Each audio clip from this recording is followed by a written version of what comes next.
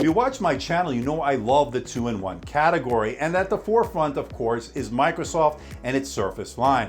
I was fortunate enough to check out the Surface Pro 6 last year, and it was one of my favorite 2-in-1s of all time, for good reason. Not only did it come in a matte black finish, which was absolutely gorgeous display, rock solid build quality, and really good versatility. I couldn't wait to get the refresh for 2019 here in the studio. I took delivery of it and I've been putting it through its paces ever since. And boy, am I glad I did. Hey everybody, it's Andrew, and this is my review of the all-new Microsoft Surface Pro 7. Coming up.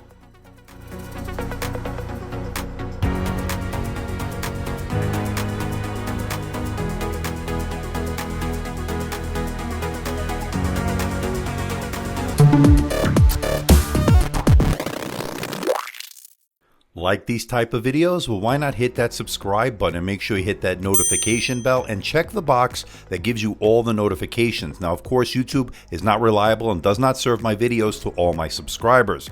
Having said that, make sure you follow me on social media, especially Twitter and Instagram. I'll let you know when I post videos on those platforms as well. And I just wanted to take a moment to thank everyone, as the channel just surpassed the 70,000 subscriber milestone, and it's been a long road. We've had our ups and our downs.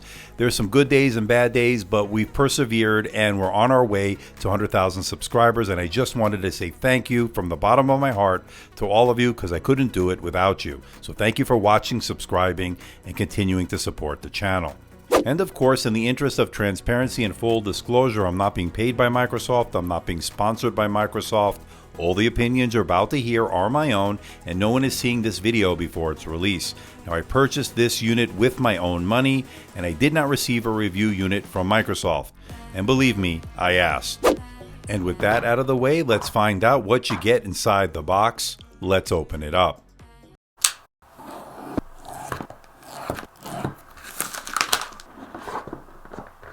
Don't you just love that sound? Anyway, you do get some documentation, an extension cord, and a 65-watt power adapter that uses the Surface connector. And of course, you get the unit itself. Now, this is pretty much identical to the Surface Pro 6 as far as the exterior is concerned. Magnesium alloy on the outside, really good top-notch build quality. It comes in platinum silver or matte black. This time around, I went with the platinum silver. Very traditional color. That's the original color, and I really do like it, especially paired with the keyboard cover that I did choose. Now, I went with the poppy red, and it looks really good in my opinion, especially with that platinum silver. It almost has a burnt orange look, and I like that. And of course, I picked up the Surface Pen in poppy red as well. Let's match it all up. The Surface Pen uses the N-Trig pen technology, has 4,096 levels of pressure sensitivity, and is powered by one quadruple A battery. You can pick it up in platinum, burgundy, black, cobalt blue, and two new colors, all new for 2019, ice blue and poppy red. The signature type cover comes in those new colors as well as the traditional colors we've seen in the past. Now let's take a look at the port selection. Now, most of the ports reside on the right side of the device, and that's where we'll begin. Now, of course, you get your Surface connector. That's where you charge your device. You get one full-size USB-A port and one USB-C port. Now, this is new. It supports data, charge, and display out. Now, it's not Thunderbolt 3, but I am happy to have a USB-C port finally on a Microsoft Surface Pro device. And it's good to see a 3.5mm headset jack on the left side. Now, that's a dying breed, of course, so I'm glad to see it on this device. On the top is the power button and your volume rocker up and down. And lifting the kickstand reveals your micro SD card slot for storage expansion. And on the bottom is where you connect the type cover. And the magnetic connection is super strong, so the keyboard cover won't be falling off anytime soon.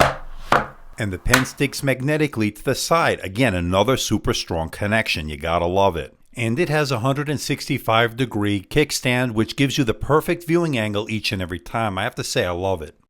And as far as the keyboard itself, it's pretty comfortable to type on, pretty decent key travel, has a multi-stage backlight that allows you to get work done in a dark room or a dimly lit environment, which is always good. And it also has a nice precision touchpad. It's a glass touchpad.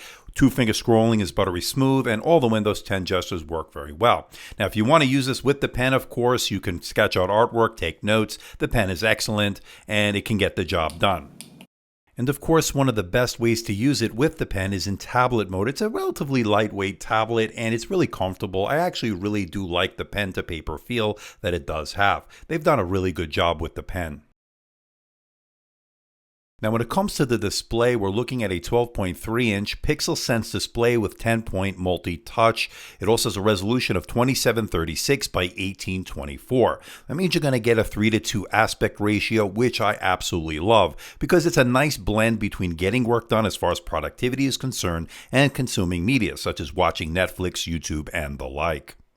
You get some really deep blacks, some very vibrant colors, some excellent contrast, and I have to say this is an excellent PixelSense display once again, and it also covers the color gamut really well. 100% sRGB, 76% Adobe RGB, making this a good choice for those creative professionals that do Lightroom, Photoshop, and of course, video editing.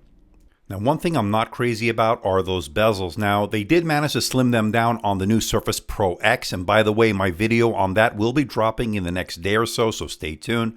But getting back to the Surface Pro 7, now I understand they do have to have some bezels because you will be using this as a tablet, but again, they could have slimmed it down like they did on the Surface Pro X, and I'm anticipating that the next iteration of the Surface Pro will have slimmer bezels. But don't get me wrong, despite the bezels, this is still an excellent display. Now, when it comes to battery life, Microsoft claims about 10 hours of mixed use. I got 8 hours and 7 minutes on my continuous web surfing test over Wi-Fi at 150 nits, which is just about all day. But again, it depends on what you're doing with the device, so it might vary. Now, as far as the charger itself is concerned, it now has a 65-watt power adapter included in the box, and it'll take less than 2 hours for full charge, and that's pretty good.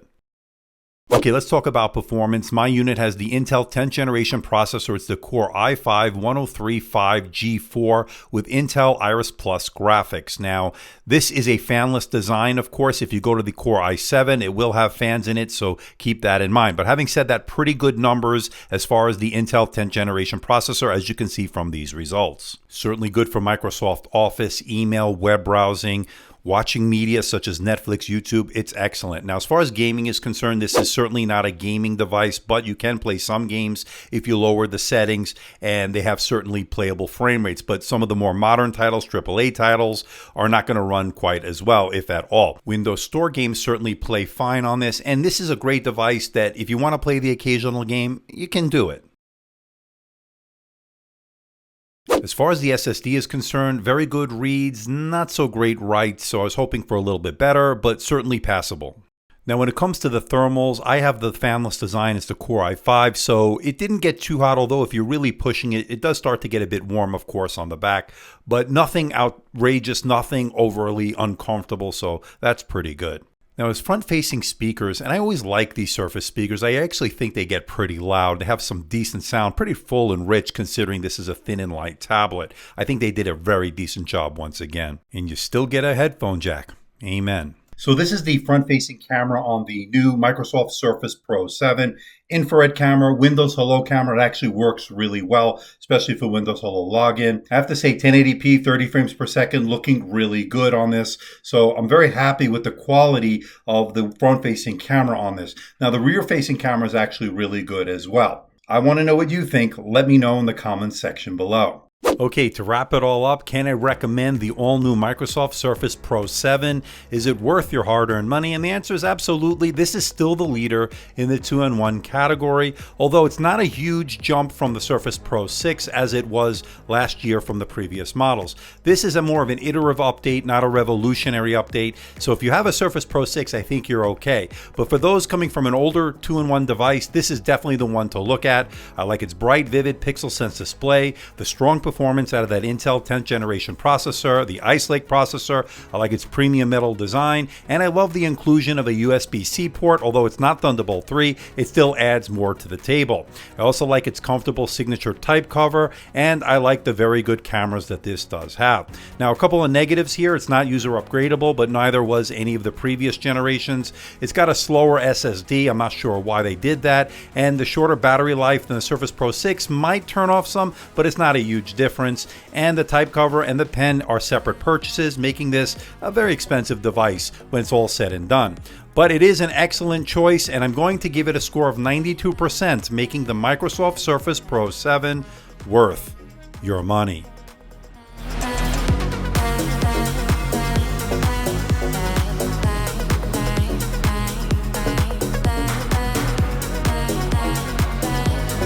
So what do you think about the Surface Pro 7? I actually really like it. Now, this is not a revolutionary upgrade. This is more of an incremental upgrade as far as the difference between this and its predecessor, the Surface Pro 6, and for good reason. If it ain't broke, why fix it? As far as the build quality, it's absolutely gorgeous and excellent, rock solid. I got the Platinum this time with that poppy red type cover and pen, and I gotta say I like the combination. Now you can get it, of course, in a matte black. You can get different color Alcantara type covers as well.